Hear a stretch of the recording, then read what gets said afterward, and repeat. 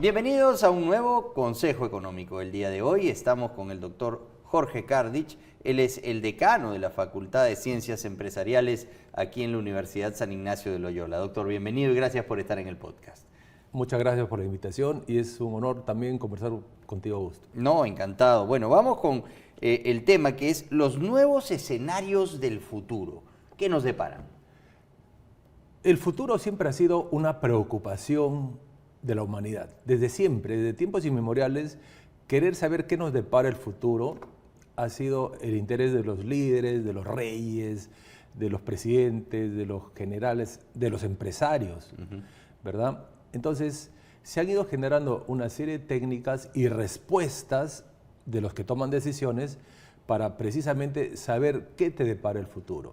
Entonces, tú frente al futuro puedes tener hasta 4 posibilidades de reaccionar.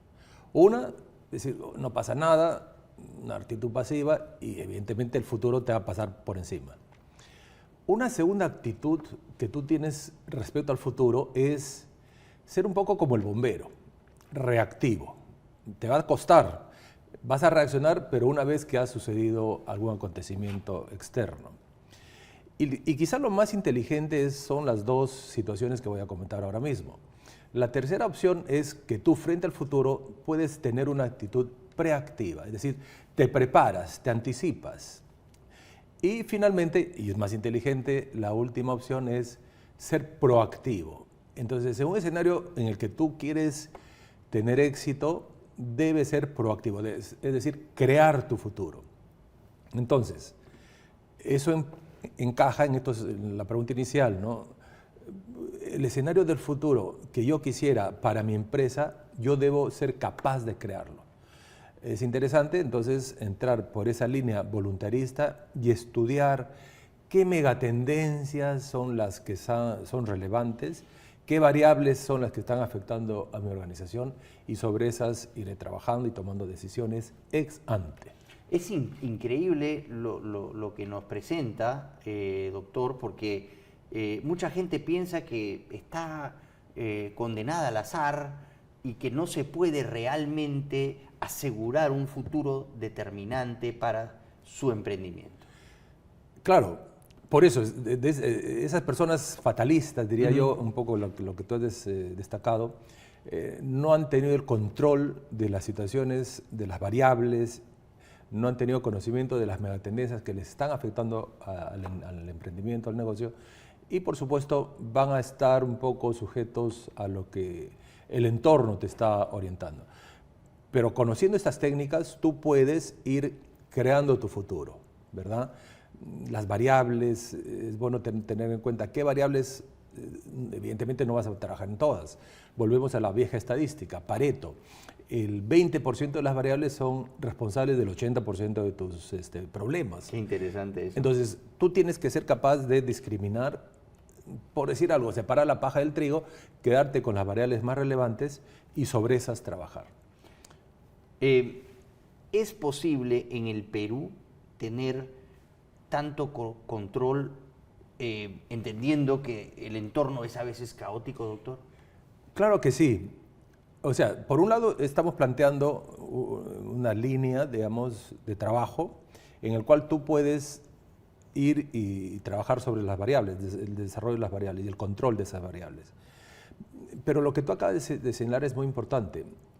El futuro también va a estar afectado por esas situaciones caóticas en el contexto y en la jerga de los estudios del futuro. Eso se llaman cisnes negros.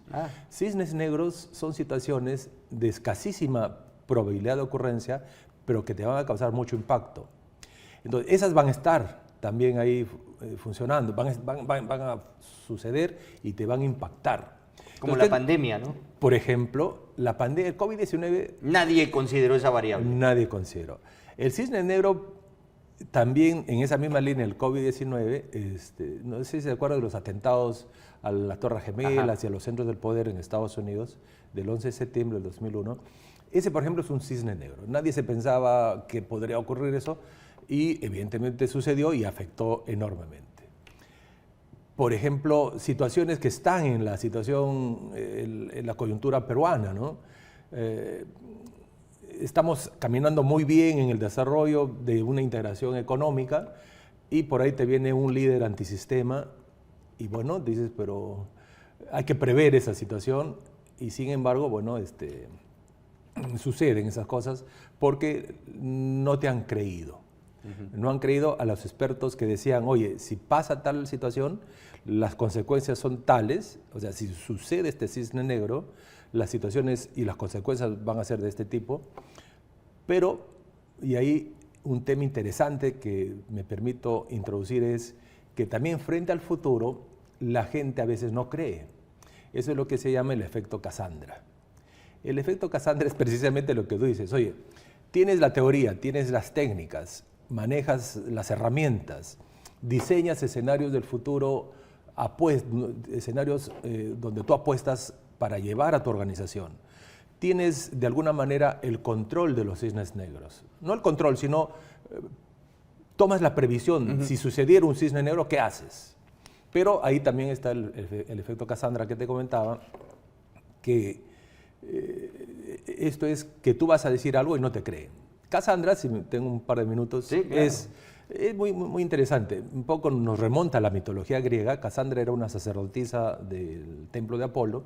El dios Apolo era el dios de la mitología griega que podía ver el futuro.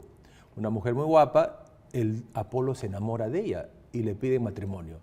Entonces, para congraciarse con la futura esposa, le dice, te voy a regalar el don de la profecía. Tú vas a poder adivinar el futuro. Cassandra, en el momento último, antes del matrimonio, desiste de casarse con el dios y, claro, el dios se tiene que vengar. No le quita la vida, sino le dice, ok, ahora te vas a mantener el don de la profecía, pero nadie te va a creer. Entonces, te das cuenta, es gracioso, pero a la vez es muy fuerte, porque una vez que tú creas escenarios del futuro plausibles, realizables. Bueno, nos pasó con Pedro Castillo, ¿no? Exacto, exactamente, nos pasó. Entonces tú decías, pero ¿cómo Perú venía creciendo muy bien? Alguien que esté contra el sistema de desarrollo del libre mercado, ¿cómo podría entrar? Se decía y se preveía, se tomaban y se alertaba, por decir algo, no obstante, de las situaciones. Lo elegimos. Bueno. No obstante, lo elegimos. Y yo, claro, sin entrar por la línea de la política, claro, encuentro una explicación por el efecto Cassandra. Digo, bueno, a los expertos no le creyeron y, bueno, sucede eso, ¿no? Muy bien. Bueno, doctor, gracias por haber estado con nosotros en este podcast Consejo Económico y con ustedes será hasta la próxima.